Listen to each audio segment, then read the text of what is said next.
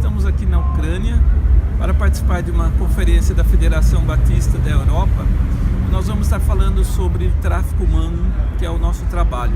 Mas eu quero convidar vocês a participar da nossa lição, Um Mês para Vencer. E hoje nós temos mais uma vez o pastor Hélio Alves.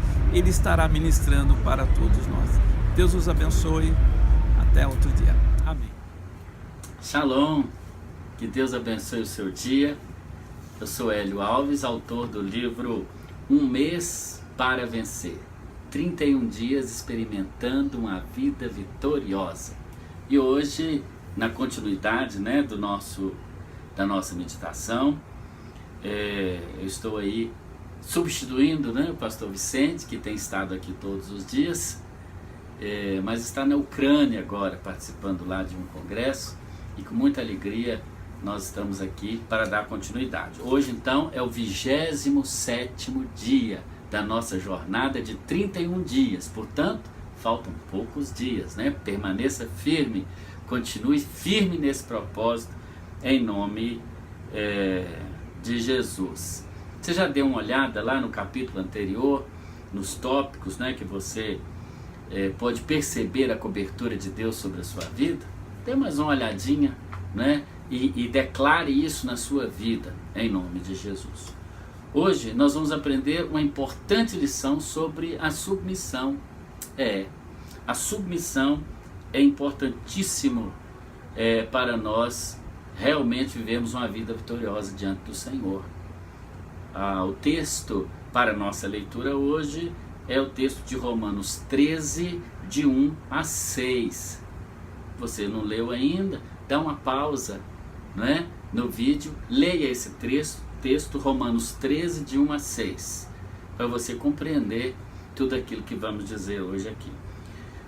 O versículo áureo de hoje é o 1 Samuel 15, 23. Diz assim: a revolta contra o Senhor é tão grave como o pecado de feitiçaria, e o orgulho é pecado como é pecado a idolatria.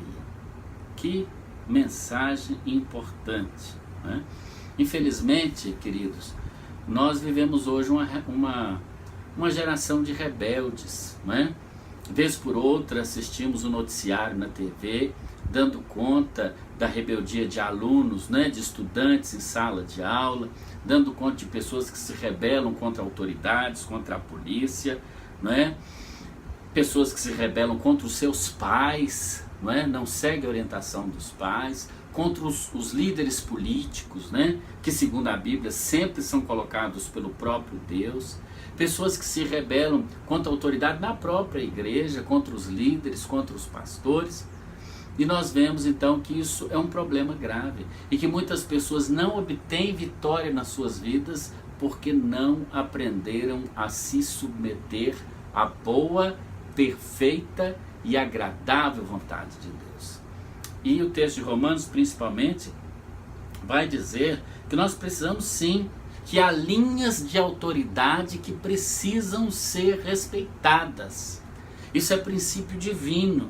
E se rebelar contra essas linhas de autoridade colocadas pelo próprio Deus é como se rebelar contra Deus, Por exemplo, uma linha de autoridade é o governo civil, é o governo do país, do estado, do cantão, é o governo da cidade, são linhas de autoridades que Deus colocou. E nesse texto de Romanos 13, 1 a 6, nós vemos aí o apóstolo Paulo claramente dando um conselho do Senhor que nós devemos nos sujeitar à autoridade. A Bíblia afirma que o governo civil é um governo colocado pelo próprio Deus e por isso deve ser respeitado e por isso deve ser honrado como lhe é devido. Isso não é questão de ser do partido A, do partido B, da política sim. Não tem a ver com política.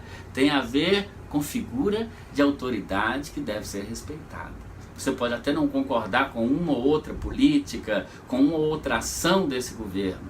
Mas aí, num país democrático, você vai usar o seu voto como uma arma para ir contra contra isso, mas não se rebelando, não desobedecendo, a não ser que alguma lei colocada pelo governo vá contra os princípios da palavra de Deus. Mas não sendo isso, é nosso dever obedecer. Outra linha de autoridade importante são os pais. Como nós vemos hoje gerações de filhos que desrespeitam seus pais, que começam em pequenas doses, pequenas coisas, e cria aquele vício da desobediência. Se você olhar na Bíblia, o primeiro mandamento com promessa que está lá é obedecer ou honrar pai e mãe. É um mandamento do Senhor. Os pais erram, é verdade. Eu, por exemplo, sou pai de 3 filhos. A Hélida, que hoje tem 19 anos, o João Paulo, que tem 16, e a Ana Beatriz, que tem apenas 8 anos. São de gerações diferentes, né? Mas é preciso obedecer. E como pai eu erro também. Como você, talvez que é pai e mãe, erra. Às vezes nós exigimos dos nossos filhos coisas demais, às vezes até aproveitamos, às vezes nos provocamos a ira, como diz o apóstolo Paulo, em Efésios capítulo 6, de 1 a 3, nós não podemos provocar a ira, nem ficarmos irados, né? Devemos ter muito cuidado quando formos corrigir, né? Fazer o possível para não usar, por exemplo, o castigo físico. Mas, em casos extremos, a própria Bíblia diz que não podemos poupar a vara ao filho. Mas veja, a vara. Nunca corrija seu filho de maneira agressiva, por exemplo, com a mão, dando um tapa. A mão é para acariciar, a mão é para doar, a mão é para orar e abençoar, não para bater. Mas, porque talvez agindo de maneira grosseira com seu filho, você está criando uma raiz de amargura e de desobediência, que pode ficar para o resto da vida. Então, pais precisam ter sabedoria para lidar com seus filhos, para que eles não lhe desobedeçam, mas para que eles lhe obedeçam em amor. Não por causa do castigo que vão receber, mas por amor. Também na família a figura de autoridade também, o marido e a esposa. Por exemplo, em 1 Pedro 3, de 1 a 4, a Bíblia diz que o homem é o cabeça do lar. Isso quer dizer que ele é a autoridade delegada por Deus dentro da casa. Ele é um sacerdote, ele é um ministro. O marido é o pastor do seu rebanho, da sua esposa e dos seus filhos. Isso não quer dizer que ele tem que ser um ditador. Isso não quer dizer que ele tem que dar ordem e todo mundo obedecer. Não. A liderança dele é exercida com amor. E os filhos e a esposa vão seguir as suas orientações porque o amam. Mas também isso não quer dizer que ele vai ser, como diz aí, um frouxo. Que tudo acontece e ele não sabe de nada. Que ele não toma ciência de nada. Que ele leva a família à rebelia e não assume o seu papel de liderança. Não. Ele deve governar sua casa dentro dos princípios divinos, com muito amor. É isso que o apóstolo Paulo manda aos maridos, que amem as suas esposas como Cristo amou a igreja e a si mesmo se entregou por ela. E a mulher deve deixar com o marido sempre, não é, as decisões para tomarem juntas, em comum acordo, né? O marido deve consultar a esposa e a esposa deve dar a sua opinião, mas não se impor sobre ele e nem ele se impor sobre ela. Ambos estão diante de Deus para tomar as decisões da casa. A esposa e os filhos precisam da proteção e da autoridade do esposo e pai em todas as áreas. Como a figura paterna é tão importante para a proteção dos filhos, para a segurança do lar. Outra linha de autoridade são os pastores e líderes na igreja. Em Hebreus capítulo 13, 7, a Bíblia diz que nós devemos nos sujeitar aos pastores. E no versículo 17, também de Hebreus 13, diz a mesma lição.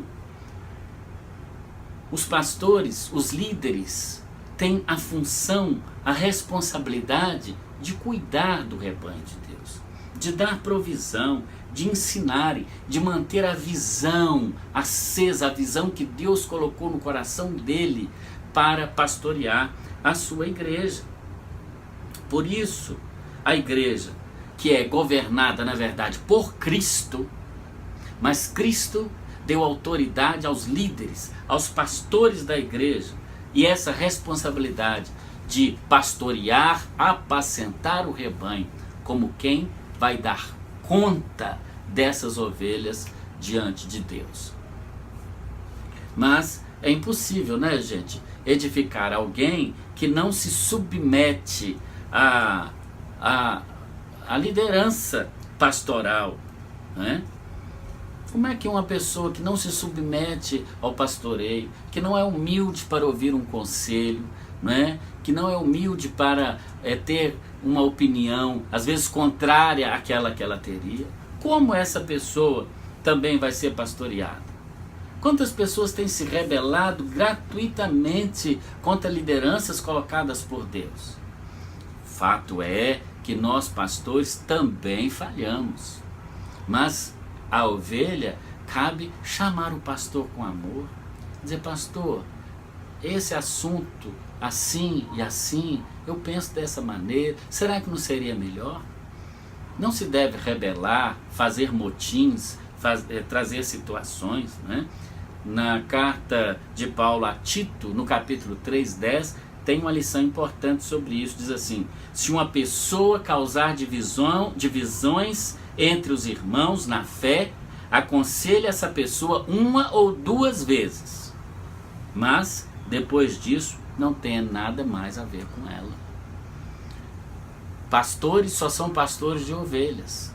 Muitas pessoas dizem que hoje em dia existem os falsos pastores, e é bem verdade que existem pessoas que estão pregando coisas do seu coração, do seu ventre, nada a ver com a palavra de Deus. Mas e as falsas ovelhas? Aquelas que estão no rebanho, mas ainda não são convertidas, que não se submetem à orientação pastoral. Quem está cheio de Cristo está cheio também de obediência à palavra de Deus, ao Deus da palavra e aos líderes que Deus mesmo colocou e que vai, sem dúvida, tomar conta no final. Submissão não é uma mera obediência externa, só para ficar bem na fita, como dizem por aí. É prestar obediência inteligente, sincera, a uma autoridade delegada. É exteriorizar um espírito submisso, mesmo quando ninguém está por perto. É não falar pelas costas, mas ser sincero, né?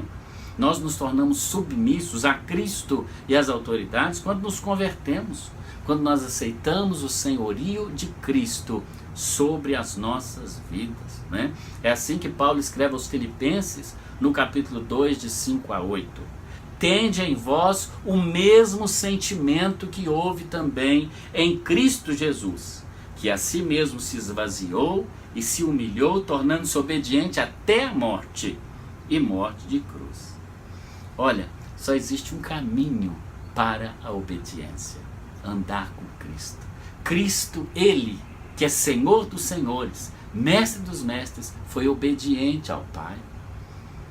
Foi obediente até a morte, Ele esvaziou-se a si mesmo. Isso é uma grande lição para nós, né? Muito. Nós precisamos ser submissos, porque sem submissão nós não vamos obter a vitória. Olha, a porta da submissão é a porta da vitória. Submeta-se aos seus líderes. Admoeste a eles se eles estiverem errados em alguma coisa, mas não se rebele. Não se coloque contra aqueles que Deus mesmo levantou. Honre ao seu pastor, ore pela vida dele, honre a seus pais, honre a sua esposa, honre ao seu marido, honre as autoridades civis colocadas por Deus. Amém? Decida hoje ser submisso. Decida hoje ser submisso, né? Em nome de Jesus. Deixa eu orar pela sua vida. Alguma área da sua vida que você precisa se submeter? Talvez não ficou muito claro alguma coisa nesse vídeo. Ore ao Senhor sobre isso, porque é importante aprendermos com Cristo a sermos submissos. Vamos orar? Pai querido, em nome de Jesus, coloco mais uma vez essa vida preciosa que nos está vendo e ouvindo nesta hora. Que, ó Pai, o Senhor nos ajude a sermos submissos. A nós, Pai querido, como pais e mães, a orientarmos os nossos filhos para que eles também submetam a nossa liderança. Nos ajude a submeter as lideranças constituídas pelo Senhor que nos governam. Abençoa, Pai querido, também as famílias, o papel de liderança que o Senhor deu aos maridos, que eles possam quebrar, Pai querido, toda negligência nesta área e serem maridos amorosos, abençoados pelo Senhor e pais exemplares. Deus abençoa aos pastores, aqueles que porventura não estejam cumprindo o seu papel, o seu chamado de maneira adequada, que o Senhor os abençoe e que, ó Deus, coloque em nós um espírito de submissão, em nome de Jesus. Amém. E o desafio de hoje para você, não é? É você dar uma prova de submissão, talvez ao seu patrão, ao seu marido, aos seus pais e até mesmo ao seu pastor. Dá uma ligadinha para ele, fala: pastor, olha, eu estou te ligando, eu estou te mandando essa mensagem no WhatsApp para dizer que eu estou submisso à sua liderança, pode contar comigo. Eu tenho certeza que ele vai ficar muito feliz. Que Deus abençoe a sua vida. Nos vemos amanhã no 28º dia especial.